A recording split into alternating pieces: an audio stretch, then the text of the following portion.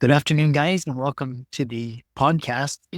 I've got Bill Gruber here from Boston, Massachusetts, and he's got an interesting take. He's an entrepreneur, he's an author, he's a pilot, he's written several books. I'm really excited to have him on the show to talk about his journey and his book, The Leadership Blueprint.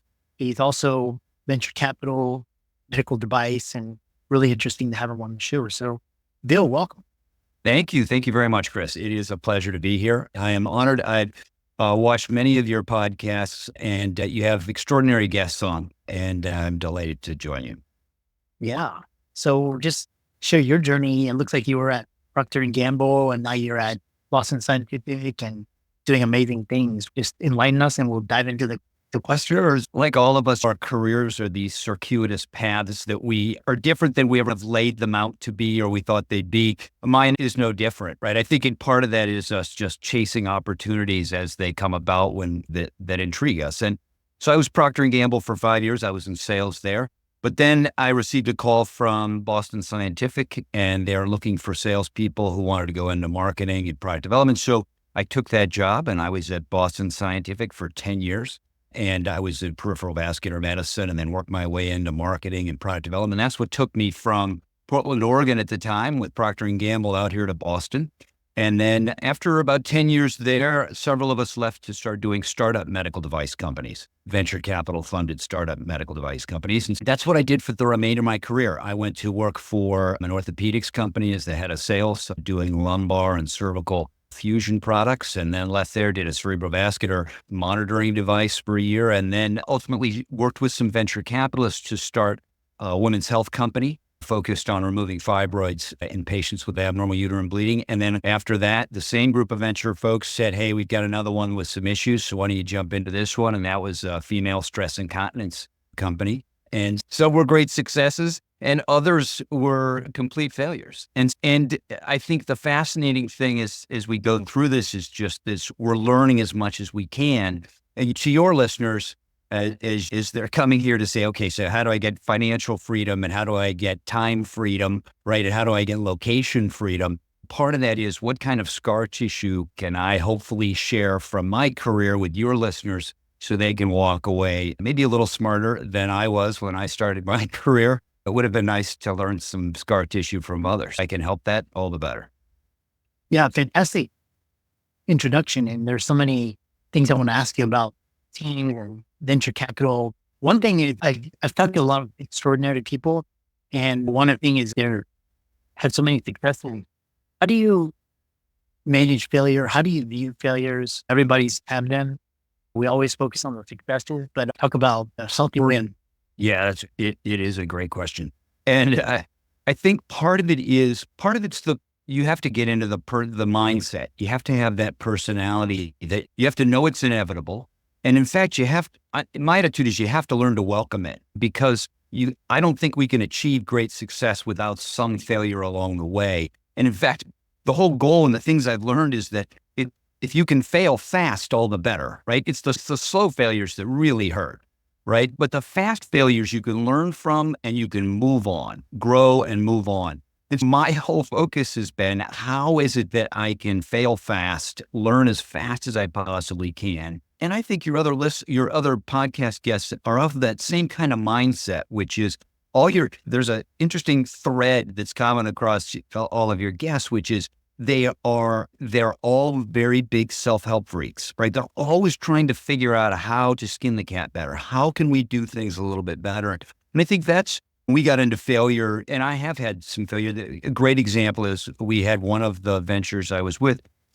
We were running out of money and I had to lay everybody off. And it came down to the last group that I was begging for money for. Otherwise, the whole thing was going to go under. And I had already severanced the whole team. I was just going to work in my own office with the light on, and it was getting close to Christmas. And I had given everybody a severance, and this was it, my last phone call. And I was just waiting for the result as to whether this group was going to give us $5 million in funding, and that would trigger $12 million more in other funding. And so it came down to, my people could all go get other jobs. I had basically told them we're out of money, but I kept doing my staff meetings every Monday. And I said, you don't have to call in because you're no longer employees, but if you want, I'll give you an update.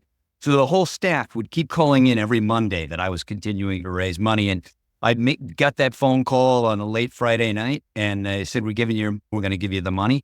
So I called all the employees back and I said, if you still want to come back to work, come back on Monday. And everybody showed up and we kept going. And I think the one learning I had there was don't do it in isolation and make sure you're communicating with your teams really well. And these teams they're all bright people. I think great leaders don't hide things from their team. They work with their team to let them know exactly what's going on and keep them up to speed. Otherwise, my people would have all gone and left and gotten jobs somewhere else. And they probably should have, right? For that matter. But we went back to work on Monday and kept pounding away at it.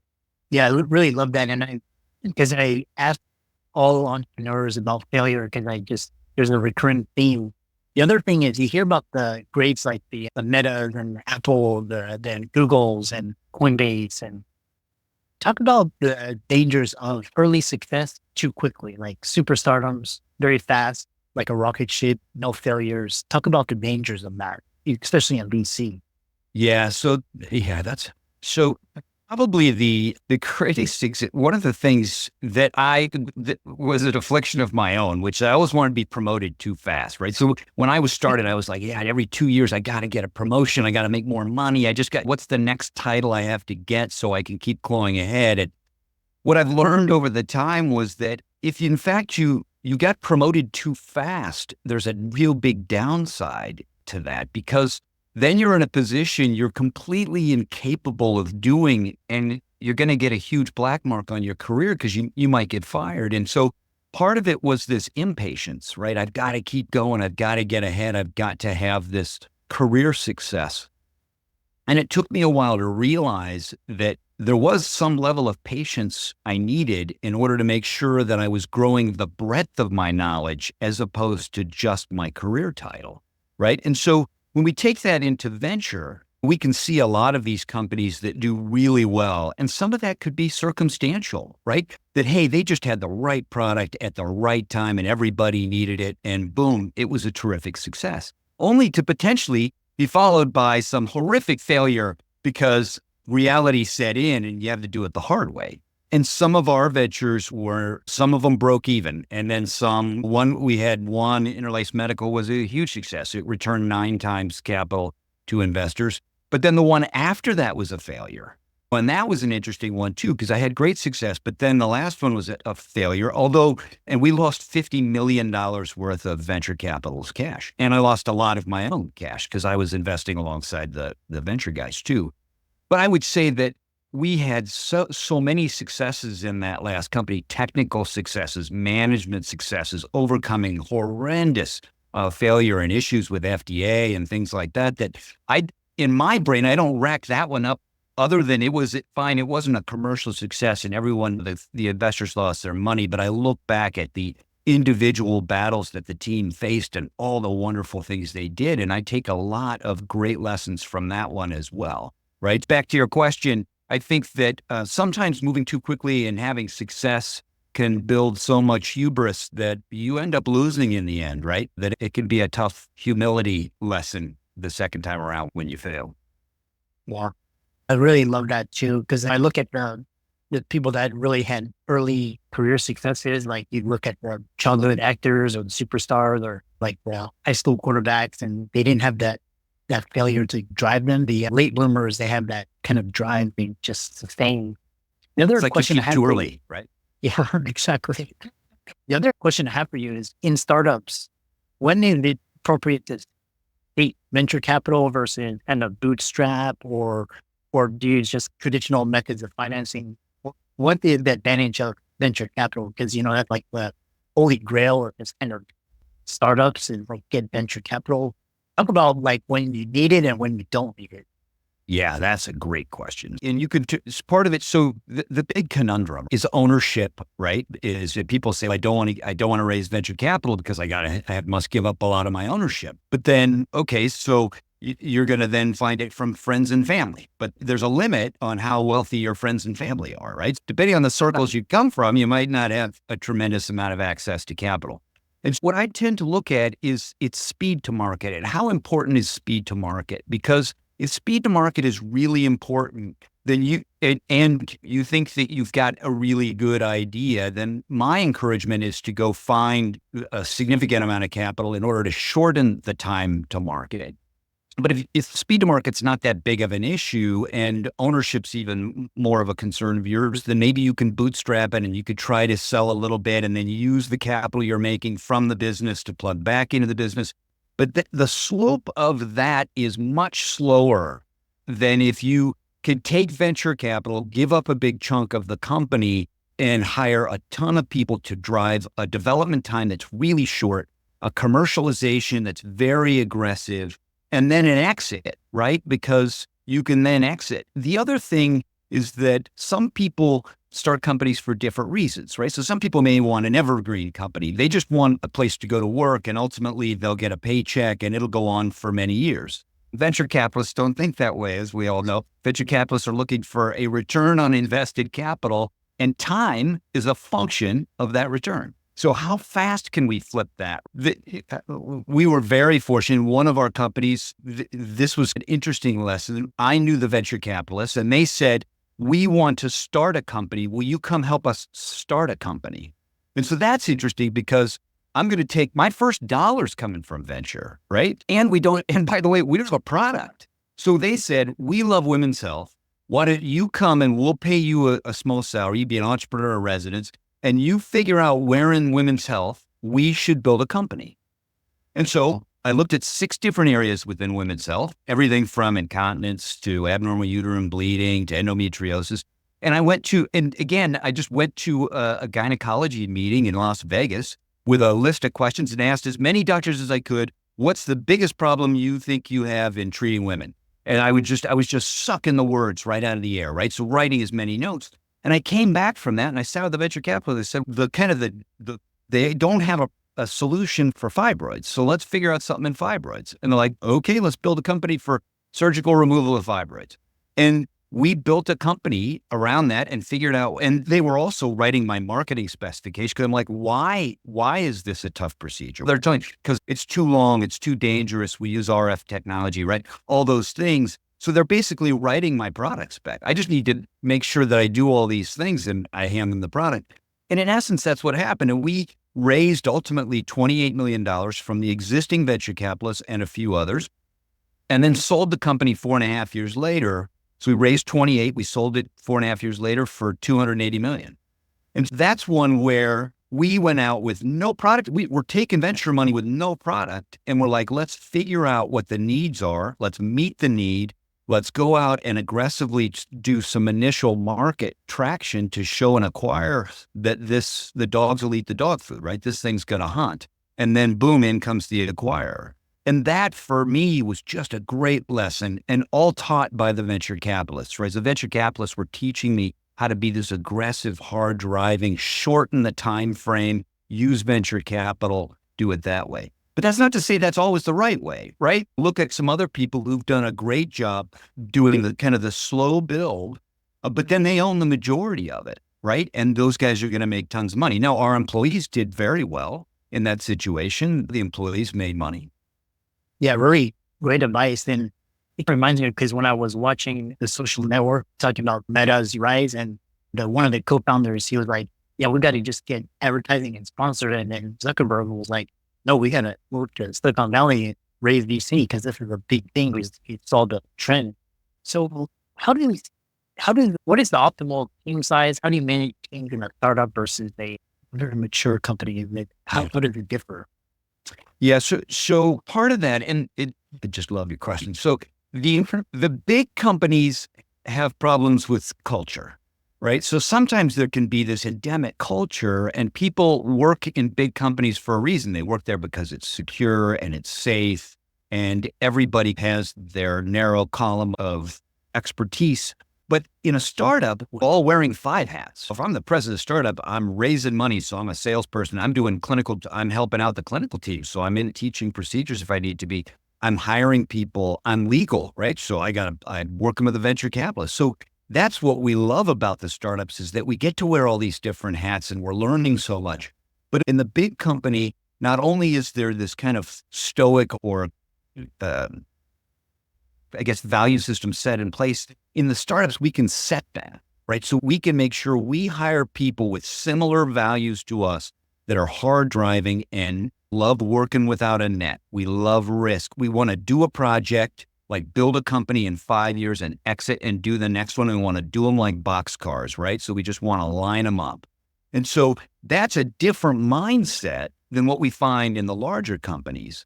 Regardless, I think in both companies, if we are leaders of both companies, if you're the CEO of your small startup, or if you are a manager within a larger organization, the one thing that we need to do is we need to make sure that everyone knows what the ultimate goal is of the company. And all of their duties have to be tied to that, right? So they all have to they know that their job's important. And then what we have to do with all those people is we have to make sure that they see that there is a path for their own career. And you as the leader are going to show them how you're going to help them develop their own career by contributing to the team so the team hit its objectives as well, right? And that may mean that they need cross-training. You need to put them into different areas so that, back to our very first point, they're not standing on the head of a pin with no breadth of knowledge and they crash, right? We need to pack in this breadth of knowledge. So we need to reinvest in the employees. So I think that happens in both those instances, whether you're working for a startup or you're working for a big corporation. Once we sold our company, the big corporation who bought our company said, why don't you come here back to the big company and you can work here. We'll find a position for you. I was like, no, I'm done. I could never go back to a big company because I've seen what liberation looks like, and to be able to create culture, master culture. We have our own values, right? We hire people for our values. So we end up with people who think the same way, because now we can move mountains really fast. We used to laugh when we were in the startups. We said, our startup can do in 1 month what it would take a large company to do in a year and a half, because we don't get paralysis with decisions. We just make a decision. If it's bad, we can have 3 bad decisions, fix it long before the big company ever makes the decision on the first one, right? We're already 3 cycles deep in decisions because there's just a different pace. As one of the venture capitalists said, he said, you're moving Mach 5 with your hair on fire. That's the goal of being in the small startup, right? We need to just have huge achievement on a daily basis. Yeah, really. And what you're describing is really akin to what Bezos and Elon Musk, how they approach teams and managing teams. And I know we have around 4 or 5 minutes, and I really enjoyed talking to you. So one thing that you talk about is that OKR, and as a leader, what is OKR, and explain how you successfully implemented it in your team and as a leader. Yeah, so great question. So OKRs are not my own. And those objectives and key results really have been around for a bunch of years and go back far beyond, back into the 50s and 60s, like management of MBOs and all the rest of that stuff. But John Doerr wrote about it best in Measure What Matters, right? It's a great book. And what I did is I basically took that and put it into my last 2 startups, is making sure that everyone knew what our goal was. If we were going to help women with abnormal uterine bleeding, or we were going to help women with incontinence, everybody knew, and we would sit in the room as a team and figure out what is success and what do we need in order to drive success. And those have to be smart objectives. They have to be specific and measurable and achievable, right? And they have to be time bound. They'd be really specific. And that feeds into these objectives and key results. Then once we have the corporate objectives and key results, we make sure everybody else's starts with those. So everybody else's objectives and key results are the same, right? Or they come from those. And that's management layer 1. Management layers 2, those people their objectives and key results come from those as well. And that's how we're tying somebody who's 5 levels deep in the organization. They can see how their daily job, their daily role fits into achieving the corporate mission and the corporate goal. And the whole benefit there is so people don't think that they're working on some obtuse project that their boss has them working on that has no relevance to the organization whatsoever, because nothing's more miserable than working on a project that you don't think is having an impact on the organization. Yeah, I love that. And John Doerr is actually, he was VC, came from Rice, and my alma mater. And Very fascinating. How can people, because I know you wrote a book, talk about all this conversation, how can they find it and how can they learn more about you and visit you and reach out to you? Yeah, thanks for that. So the book is, as you said, the leadership blueprint. They can go to my website and the link's on the website. It's billgruber.com, BILGRUBER.com. And certainly for your listeners, anybody else, the one thing I put on there that's free, because I can never fit it in the book, was a recruiting guide, right? A recruiting binder. And I just put them all in as Word documents. And your listeners can just key in their email. And I'm just preserving emails if I write another book. But then they can download all the Word documents and make it their own and use it to hire people with similar values for their own teams. And it'll save them a load of work. Something I wish I had when I was much younger. But this has been a pleasure speaking with you. I really do appreciate it. And thank you for putting out such good content. I just love listening to your podcasts and look forward to listening to many more. Thank you. I love spreading spreading good vibes and connecting with guests such as you, and really enjoyed it and keep up the great work. Great. Thank you so much, Chris.